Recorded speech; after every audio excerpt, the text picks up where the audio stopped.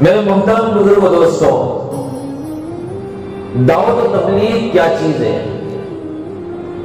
جب بھی دعوت و تبلیغ کا نام لیا جاتا ہے تو بعض حضرات کے دلوں کے اندر انتشار پیدا ہوتا ہے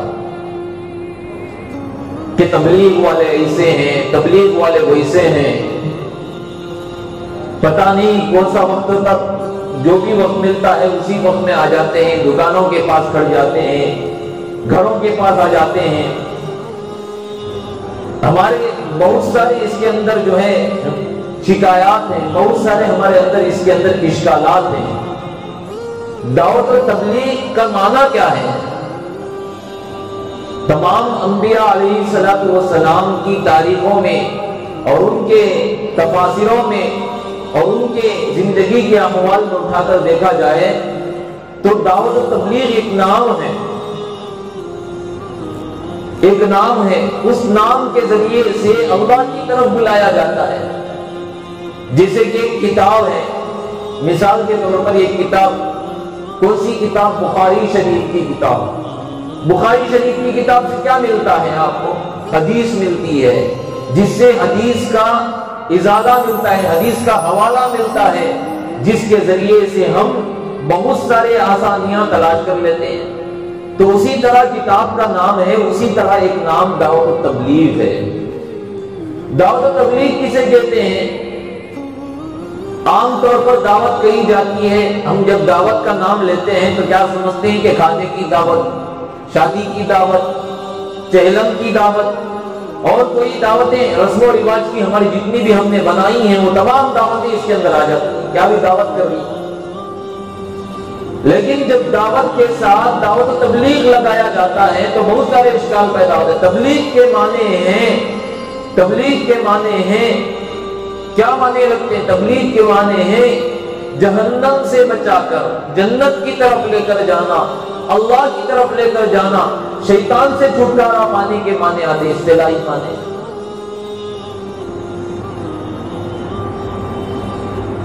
میرے بھائیوں اور دوستوں، اللہ رب العزت نے یہ جو کام دیا، یہ صرف حضرت مولانا الیاس جی رحمۃ اللہ علیہ سے کام نہیں شروع ہوا، ایک نہج چلی۔ اللہ والوں کی ایک نہج ہوتی ہے، اس نہج کے طور پر کام کرتے ہیں۔ کوئی تصوف میں کام کرتا ہے، کوئی تبلیغ میں کام کرتے ہیں، کوئی علماء میں کام کرتے ہیں، الگ الگ کام ہوتے ہیں، الگ الگ کام الگ الگ انداز میں کیا جاتا ہے، الگ الگ مہذب کے الگ الگ طریقے سے کیا جاتا ہے۔ لیکن حضرت مولانا الیاس جی رحمۃ اللہ علیہ نے اس کام کو جب شروع کیا تو اس کی جو نہج ہے، جیسا کہ ایک گاؤں ہے، ایک قریہ ہے، ایک شہر ہے، اس شہر کو چلانے کے ایک طریقہ ہوتا ہے، ایک تہذیب ہوتی ہے، ایک سیٹنگ ہوتی ہے کہ اس کے اندر جو ہے ایک شہر ہے، شہر کے اندر دکانیں ہوں، ہر طرح کی دکان ہمیں مل جاتی ہے، اور اس کے اندر جو ہے گاڑیاں اور رستے جو ہے آباد رہتے ہیں، اور اس کے اندر جو ہے پولیس وغیرہ کا انتظام ہوتا ہے اور ڈاکیومنٹس کا انتظام ہوتا ہے، ہر طرح کے انتظامات شہروں میں مل جاتے ہیں، ہر ایک کا ایک نظام ہوتا ہے۔ ہمارے گھر کا نظام ہے، ہمارے گھر میں صبح شام تک کیا کرنا چاہیے، مرد کو چاہیے کہ صبح شام تک کیا کرے، گھر کے بارے میں سوچے۔ اب وہ ناشتہ کر کے گھر سے باہر نکلتا ہے، گھر سے باہر جاتا ہے تو شام کو واپس لوٹتا ہے، تھکا ہوا، تھکایا ہوا، اور گھر کے بیوی بچوں کی دیکھ بھال کرتا ہے۔ ایک سٹی ہے، اگر گھر والا کام پر نہ جائے تو بیوی بچے کا خرچہ کون اٹھائے؟ اگر گھر والا کام کی طرف نہ بڑھے تو بیوی بچے کہاں سے پلیں گے؟ لوگ کیا کہیں گے آپ کو؟ لوگ کیا کہیں گے؟ بیکار آدمی، بیوی بچوں کی فکر نہیں، ایسے ہی کھالے کے پھر رہا ہے۔ اب گھر میں کما کر تو لا رہے ہیں، لیکن اس کی بیوی گھر کے اندر کھانا نہیں بناتی اور گھر نہیں جھاڑتی اور برتن نہیں دھوتی اور اس کے گھر کے تمام کام نہیں کرتی، تو اس سے بھی تمام کام درہم برہم ہو جاتا ہے۔ اب گھر والی نہیں کر رہی ہے تو بازو والے بولتے ہیں کہ کیا گھر والی کیا شادی کر کے لایا، اور کیا شادی کر کے لایا، گھر والی کام ہی نہیں کرتی، ہوٹلوں سے کھانا کھاتے ہیں۔ ایک سیٹنگ ہوتی ہے جس سیٹنگ کے ذریعے سے گھر چلتا ہے، محلہ چلتا ہے، شہر چلتا ہے، اور گاؤں کے گاؤں آباد ہوتے ہیں، شہر کا شہر آباد ہوتا ہے، ملک کا ملک آباد ہوتا ہے، اگر یہ سیٹنگ بگڑ جائے تو تمام کام درہم برہم ہو جاتے ہیں۔ تو اسی طرح سے دعوت و تبلیغ ہے، دعوت و تبلیغ کی ایک سیٹنگ ہے، جس نہج کے ساتھ ہم کام کریں گے تو اس نہج کے ساتھ ہمیں اللہ کی وسعت، اللہ کی رحمت ہمیں ڈھانپ لیتی ہے، اللہ کا خوف، اللہ کا ڈر دل کے اندر بیٹھ جاتا ہے۔ میں نے شروع میں آیت پڑھی ایاک نعبد و ایاک نستعین، کہ ہم تیری ہی عبادت کرتے ہیں اور تجھ ہی سے مدد مانگتے ہیں۔ اب یہ آیت کا فارمولہ کیا ہے؟ اب عربی کی قواعد اٹھا کر دیکھی جائے تو قواعد میں یہ پاتا ہے کہ ایاک نعبد و ایاک نستعین اس طرح کی آیت نہیں بنتی ہے۔ قواعد کو سامنے رکھ کر اسے ازالہ کیا جائے تو یہ بنتا ہے نعبد ایاک نستعین ایاک، اس طرح کی آیت ہونی چاہیے تھی، لیکن اللہ تبارک و تعالیٰ نے ایاک نعبد و ایاک نستعین آیت لا کر کے پورے انسانوں کی نفی کر دی، پورے مخلوقات کی نفی کر دی، یہ نام کی آیت لا کر کے پورے مخلوقات کی نفی کر دی۔ خلاصۃ الکلام کی ایک آیت ہے، خلاصۃ الکلام، خلاصۃ القرآن جسے سورۃ فاتحہ کہتے ہیں، یہ پورے قرآن کا خلاصہ ہے، اور اس کی ایک آیت ایاک نعبد و ایاک نستعین، جب ہم تیری ہی عبادت کرتے ہیں اور تجھ ہی سے مدد مانگتے ہیں، اللہ نے ہی لا کر کے تمام مخلوقات کی نفی کر دی کہ اللہ کے علاوہ کوئی مشکل کشا، کوئی حاجت روا، کوئی بگڑی بنانے والا، کوئی بچہ دینے والا، کوئی حاجت روا نہیں ہے، تمام کی نفی کر دی۔ تم پتھروں کی پوجا کرتے ہو، اللہ نے کہا کہ یہ پوجا تمہارے لیے صحیح نہیں ہے، شرک ہے۔ اس آیت سے پتہ چلتا ہے میرے بھائیوں اور دوستو، دعوت و تبلیغ کا مشن کیا ہے، دعوت و تبلیغ کیا چیز ہے۔ اللہ رب العزت نے حضرت آدم کو پیدا کیا تو آدم کو جب توبہ ملی، توبہ ملنے کے بعد جب ان کا گھرانہ آباد ہوا، قابل و حابیل پیدا ہوئے، بچے پیدا ہوئے، صبح و شام بچے پیدا ہوتے چلے گئے، لیکن چند بچوں کے اندر اللہ رب العزت نے اچھی صلاحیت عطا فرمائی تھی، لیکن چند نوجوانوں کے اندر شیطان نے جو اپنی بات اللہ کے سامنے رکھ کر آیا تھا، اور اس نے یہ کہہ کر آیا تھا کہ میں تمہارے بھیجے ہوئے مخلوقات جو انسان ہے، اشرف المخلوقات ہے، میں ان کو بگاڑ کر کے رہوں گا، میں اس کے خلاف کر کے رہوں گا۔ تو وہ آیا تو حضرت آدم علیہ السلام کی قوم کو بگاڑنے لگا، ایک باصلاحیت والے انسان اور ایک بگڑے ہوئے انداز کے انسان پیدا ہوتے چلے گئے۔ اب پیدا ہو گئے تو اللہ تبارک و تعالیٰ نے کہا کہ جب شیطان کوشش کرتا رہے گا، ہم پوری چھوٹ دیتی ہے کہ شیطان جتنی کوشش کرنا ہے کر لے، لیکن اس کے ساتھ ساتھ ہم ایک مثبت بھی کام کریں گے۔ جو مسلمان بنتے ہیں، جو اچھے اخلاق والے بنتے ہیں، جو اچھے کردار والے بنتے ہیں، جو سیدھا راستہ چاہتے ہیں، ان کے لیے بھی ایک راستہ بنایا جائے۔ تو اللہ نے کہا کہ حضرت آدم پر نبوت کا بوجھ ڈالا، نبوت کا چادر ڈالی، اور کہا کہ اے آدم، ہم نے تمہیں نبی بنایا ہے، ہم نے تمہیں رسول بنایا ہے، ہم نے تمہیں پیغام دیا ہے، تمہاری قوم کو دین کی دعوت دو، میری طرف آنے کی دعوت دو، میرے کرنے کی دعوت دو۔ تو اللہ تبارک و تعالیٰ نے جب نبوت کا پردہ ان کے اوپر ڈالا، نبوت کا بوجھ حضرت آدم پر ڈالا، تو حضرت آدم نے قوم کو سمجھانا شروع کیا، قوم پر یہ قانون لاگو کیا کہ تمہارے دنیا میں آنے کا مقصد ہی اللہ کے لیے جینا ہے، اللہ کے لیے مرنا ہے، اللہ کے لیے زندہ رہنا ہے، تب جو کچھ بھی تم کر رہے ہو وہ تمام کا تمام اللہ کے لیے کرنا ہے۔ تو حضرت آدم کی قوم کے سامنے یہ بات رکھی، اپنے نبی ہونے کا اعلان کیا۔ اللہ تبارک و تعالیٰ نے کمو بیش 1,24,000 انبیاء علیہ السلام کو اس دنیا میں مبعوث فرمایا، صرف کس لیے؟ دعوت و تبلیغ کے لیے، دعوت و تبلیغ کے لیے مبعوث فرمایا، کسی اور کام کے لیے نہیں، شراب کو مٹانے کے لیے نہیں، روزہ رکھوانے کے لیے نہیں، نماز پڑھوانے کے لیے نہیں، بلکہ دعوت و تبلیغ کے لیے یعنی ان کے دل کی، انسانوں کے دل کی حیبت کو اور انسانوں کے دل کے جو دل بگڑے ہوئے ہیں اس کو سدھارنے کو اللہ رب العزت نے نبی بھیجے 1,24,000۔ ہر نبی کا مشن ایک، ہر نبی کی بات ایک، ہر نبی کا مسئلہ ایک، ہر نبی کی بات ایک، ہر نبی کی زبان پر ایک کلمہ لا الہ الا اللہ، قولوا لا الہ الا اللہ تفلحون، کہ کلمہ پڑھو کامیابی تمہاری اسی میں ہے، کامیابی تمہاری اسی میں ہے، کلمہ پڑھ لو۔ دعوت و تبلیغ کا کام اب سے نہیں ہے بلکہ کب سے ہے؟ حضرت آدم علیہ السلام کو نبوت ملنے کے بعد سے دعوت و تبلیغ کا کام شروع ہوا۔ ہم سمجھتے ہیں کہ دعوت و تبلیغ والے یہ کرتے ہیں وہ کرتے ہیں، گھر کے پاس آ جاتے ہیں، دکان کے پاس آ جاتے ہیں۔ نہیں میرے بھائیوں میرے دوستو، آپ کو دعوت و تبلیغ والے اس لیے آتے ہیں کہ آپ کے دل کے اندر کیا ہے؟ ایمان ہے، لیکن اس ایمان، تمہارا دل کا ایمان بجھ چکا ہے، اس بجھے ہوئے ایمان کو تازہ کرنے کے لیے، روشن تابناک بنانے کے لیے وہ دعوت و تبلیغ کے پاس، آپ کے گھر کے پاس، آپ کے دکان کے پاس آتے ہیں، آپ کے پاس آتے ہیں۔ صرف ان کا مقصد دنیا کمانا نہیں ہے۔ کسی کو دیکھا گیا کہ کسی نے گشت اس دن کیا ہو اپنے محلے میں، اس گشت کی اجرت لی ہو، کسی کو دیکھا آپ نے؟ نہیں دیکھا۔ کسی نے جماعت میں نکل کر 3 دن لگائے، 4 مہینے لگائے اور چلا لگایا اور 10 دن لگائے۔ کسی نے آنے کے بعد فلانے محلے سے، فلانی مسجد سے، فلانے مدرسے سے اتنے روپے لیے ہوں، کسی کو دیکھا ہے؟ نہیں دیکھا۔ صرف ان کا مقصد جو ہے اپنے مال کو، اپنی جان کو اللہ کے راہ میں لگانا، صحیح خرچ کرنا، صحیح خرچ میں لگانا ان کا مقصد ہوتا ہے۔ اسی مقصد کے طور پر وہ اپنی زندگیوں کو اس راستے میں کھپاتے ہیں، اس راستے میں کھپاتے ہیں۔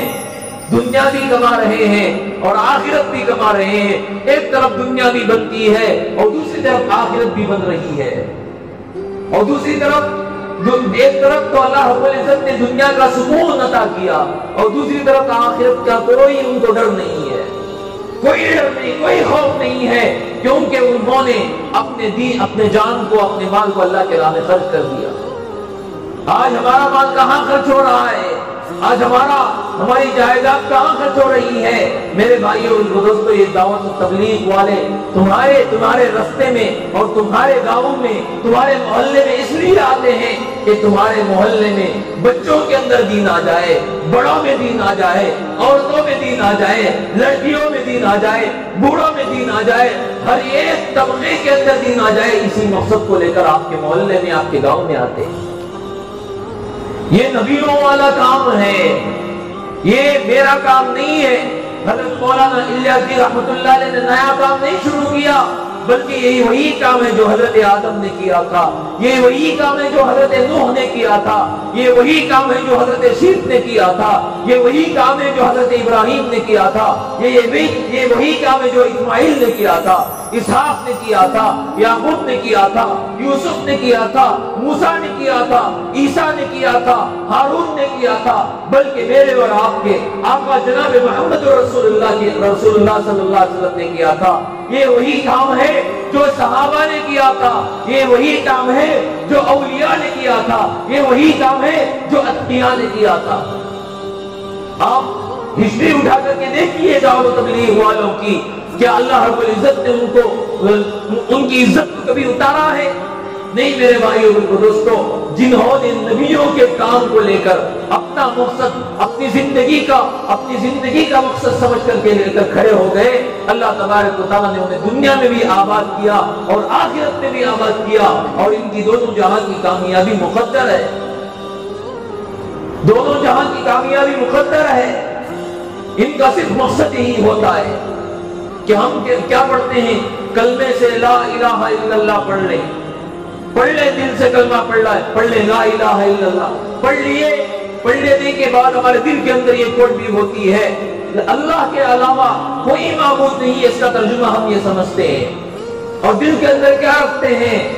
دل کے اندر کیا رکھتے ہیں؟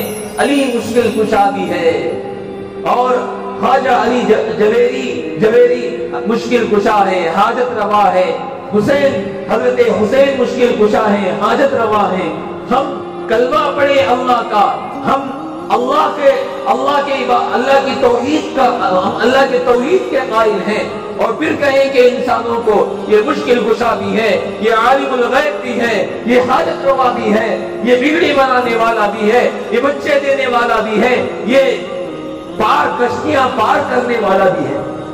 ہم دل کے اندر یہ یقین رکھیں کہ اوروں سے بھی ہوتا ہے، اور اللہ کا کلمہ بھی پڑھتے ہیں، کروڑوں سال اپنی پوری زندگی یہ کلمہ پڑھتے جائیں گے، آپ کا تمام کلمہ پڑھنا بے فائدہ ہوگا۔ کیوں؟ اس لیے کہ دل کے اندر اللہ کے ساتھ کسی اور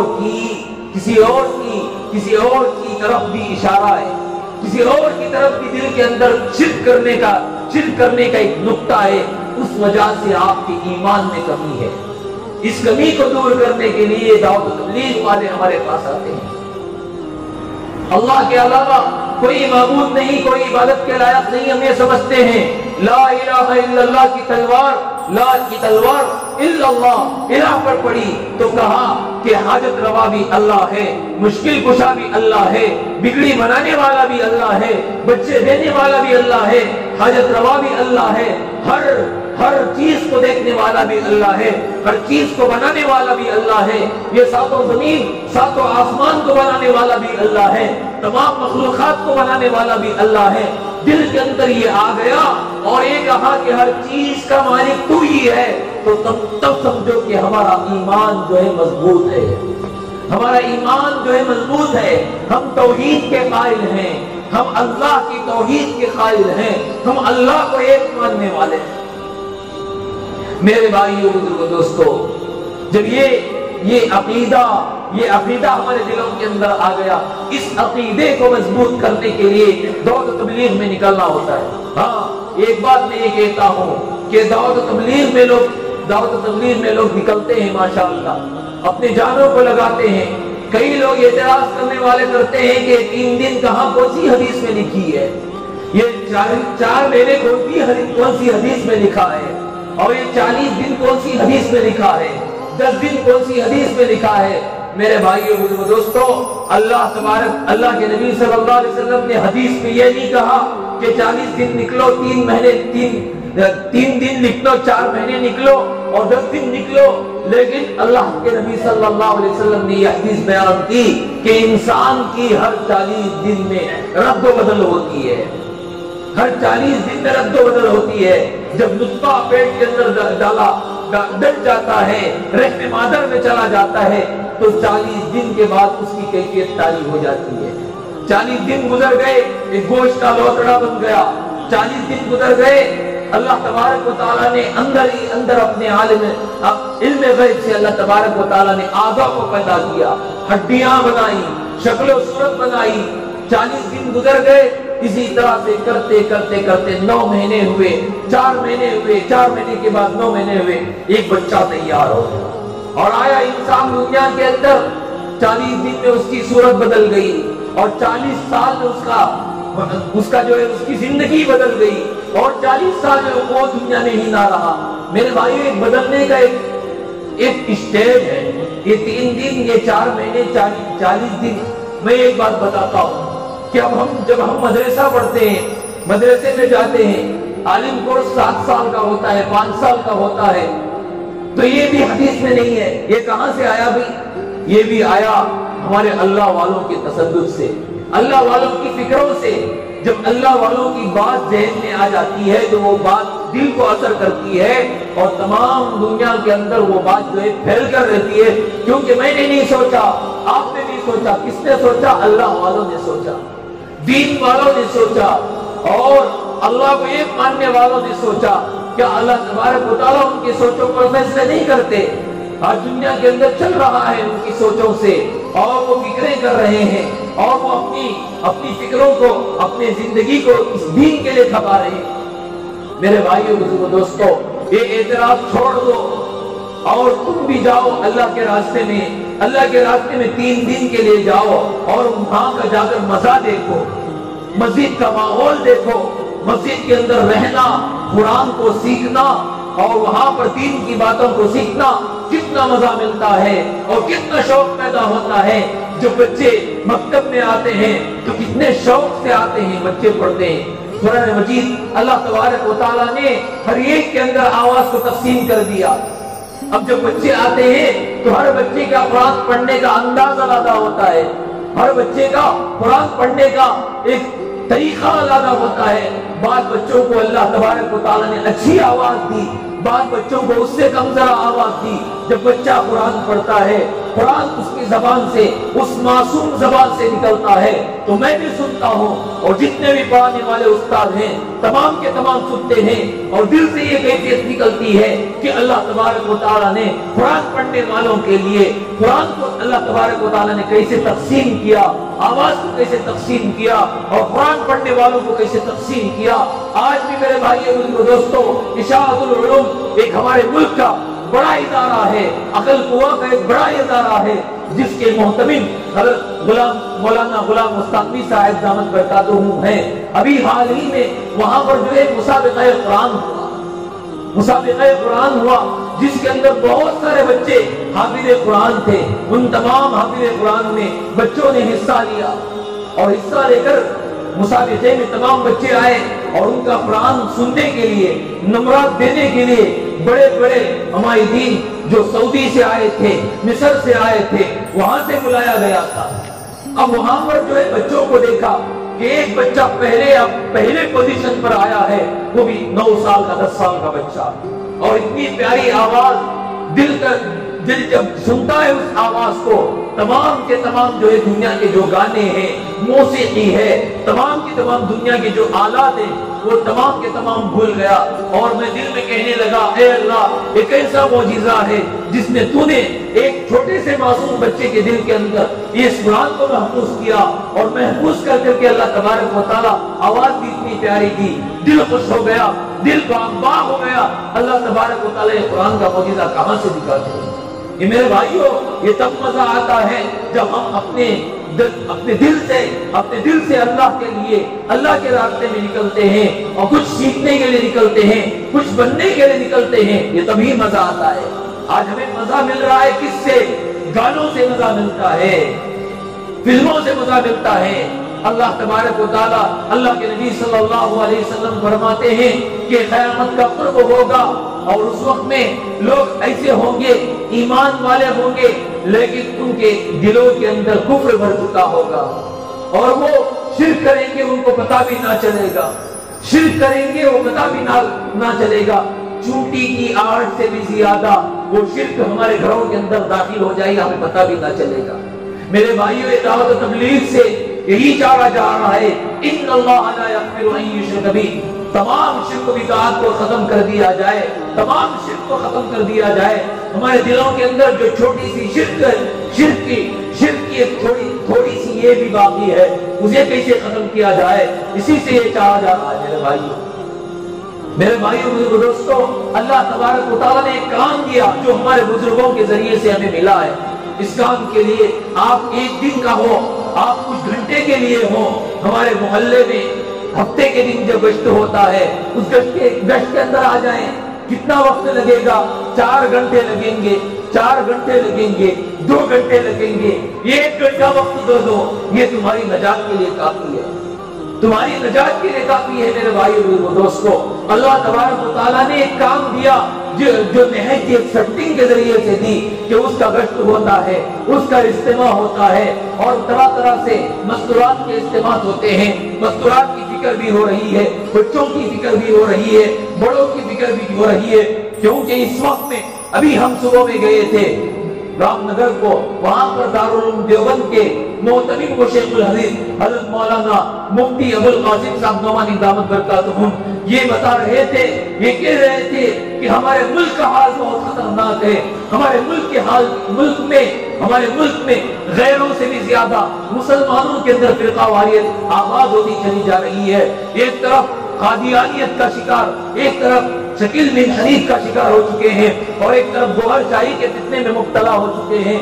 ये हजरत की ये बातें थी کہ اس پر کام کیا جائے اور اس پر محنت کی جائے۔ میرے بھائیوں دوستو، یہ تبھی محنت ہوگی جب ہمارے دلوں کے اندر اللہ کی محبت پیدا ہوگی، جب ہمارے دلوں کے اندر اللہ سے لو لگانے والے کی تنظیم میں ہم جیسے داخل ہوں گے، اس طرف سے ہمیں وہ واسطہ مل جائے گا۔ میرے بھائیوں دوستو، میں آپ سے گزارش کرنا چاہتا ہوں کہ ہمارا جو اجتماع 21-22 کو رام نگر میں مدرسے میں ہونے والا ہے، اس اجتماع کی آپ دعوت چلائیں، لوگوں میں دعوت چلائیں، اپنے گھروں میں دعوت چلائیں، اس کے لیے دعائیں کریں، محنتیں کریں۔ ایک دن صحیح، چند گھنٹے ہی صحیح اور چند دن ہی صحیح آپ کی حیثیت کے مطابق وقت لگائیں گے تو یہ تمہارے لیے دنیا و آخرت کے لیے کامیابی کا ذریعہ بنے گا اور تمہاری نجات کے لیے کامیابی کا ذریعہ بنے گا، اور تم بھی کل قیامت کے دن حضرت محمد رسول اللہ صلی اللہ علیہ وسلم کی شفاعت کی صف میں کھڑے ہوں گے۔ میرے بھائیوں، یہ کام جو ہے چھوٹا موٹا کام نہیں ہے، غلط کام نہیں ہے۔